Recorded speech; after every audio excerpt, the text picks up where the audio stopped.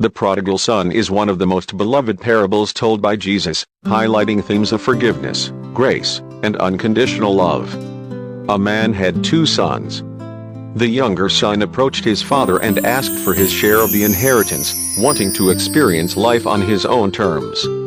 Although it was unusual and disrespectful, the father granted his request and divided his property between the two sons. The younger son took his inheritance and traveled to a distant country, where he squandered all his money on reckless living. He indulged in every pleasure, believing that he was free and enjoying life. Eventually, a severe famine struck the land, and the young man found himself in desperate need. He began to work for a local farmer, who sent him to feed pigs. In his hunger, he longed to eat the pods that the pigs were eating, but no one gave him anything. Realizing his miserable state, he remembered how many of his father's hired servants had food to spare. He decided to return home and confess his sins to his father, saying he was no longer worthy to be called his son. He hoped to work as one of his father's hired servants. As the young man approached home, his father saw him from a distance and was filled with compassion.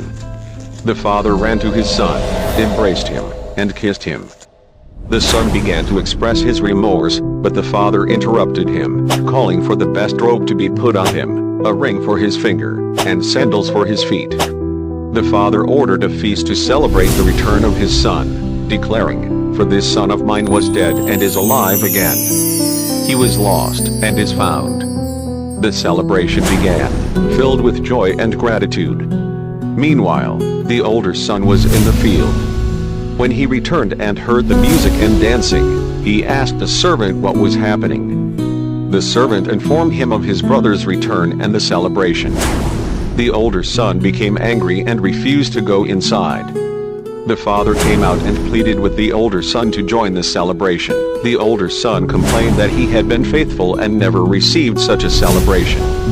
The father replied, "My son, you are always with me, and everything I have is yours.